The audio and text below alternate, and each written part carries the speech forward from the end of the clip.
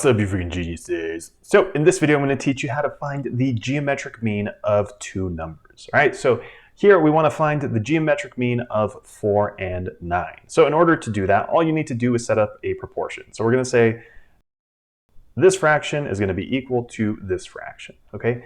Now the two numbers that you're given, so in this case 4 and 9, that's going to go in the top left and the bottom right. Now what goes in the denominator here and in the numerator up here? Well, all you have to do is put a couple x's. Okay, cool. So now that we have our proportion set up, now we just need to solve it by cross multiplying. All right, so we're going to first multiply these two guys together. So x times x, that's equal to x squared, and we're going to set that equal to our other cross, 4 times 9, which is equal to 36. So to solve for x over here, we just need to take the square root of both sides. So then over here, the square root, or the radical, and the squared number cancel out. So all we're left with is x is equal to the square root of 36, which is equal to 6. All right, so then the geometric mean of 4 and 9 is 6.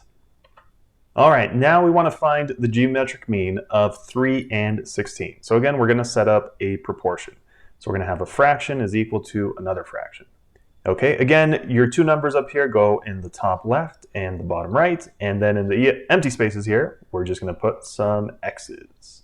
Okay, so again, this is set up properly, so now we can just cross multiply. So again, x times x is equal to x squared, and that's going to be equal to 3 times 16, which is equal to 48. All right, so again, to solve for x, we can just take the square root of both sides. Those cancel out.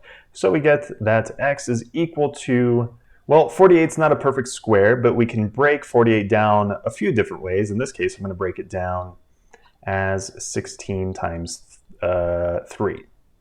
That's right.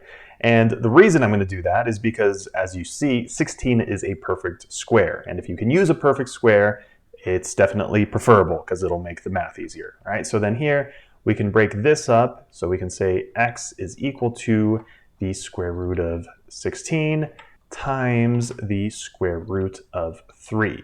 And the square root of 16 is simply equal to 4. So here we get that x is equal to 4 times the square root of 3. Boom. All right, now for this one, we want to find the geometric mean of 1/3 and 7. So again, we want to just set up our proportion. So this fraction is equal to this fraction. And the two numbers we're given are 1/3 and 7. So then we put our x's right there, and now we just have to cross multiply. All right, so the first cross, again, x times x is equal to x squared, and that's going to be equal to 1/3 times 7, which is equal to 7/3. Now, again, to get rid of this exponent, we just take the square root of both sides. And so here we get that x is equal to, whenever you take the square root of a fraction, you can split it up by taking the square root of the top and the bottom. So we can split this up as the square root of 7 over the square root of 3. Now, we can't have a square root or a radical in the denominator, so we have to rationalize it. And all that means is we need to multiply the top and bottom by whatever we have in the bottom, right? So we need to multiply the top by the square root of 3, and we need to multiply the bottom by the square root of 3. Okay, so on top, the square root of 7 times the square root of 3, you can combine that under one radical if you want, as 7 times 3, which is equal to 21. And on the bottom, we have the square root of 3 times the square root of 3, which whenever you multiply the same square root by itself, the square root, or the radical, basically just falls off. So then on the bottom, we simply just have a single 3, okay? So here, x is equal to the square root of 21 over 3. Boom. All right, here's the last one. So the geometric mean of the square root of 28 and the square root of 7. So again, let's set up our proportion. So we're going to have this guy is equal to this guy, square root of 28, and the square root of 7, and our x's. Okay, so not those x's, just two x variables. All right, so here we have our first cross, which again is just going to be equal to x squared, and that's going to be equal to this cross right here, the square root of 28 times the square root of 7, we can combine that under just one radical as 28 times 7. And 28 times 7, that's equal to 196. So here we have x squared is equal to the square root of 196. Now, 196 is actually a perfect square. That's equal to 14.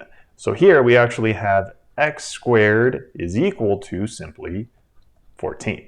All right, so then, and I'm going to rewrite it over here to have a little extra room. So here we just have x squared is equal to 14. So to solve for x, now we can take the square root of both sides. So then here we're going to get that x is equal to simply the square root of 14. Boom. So if you found the video helpful, definitely leave a thumbs up down below.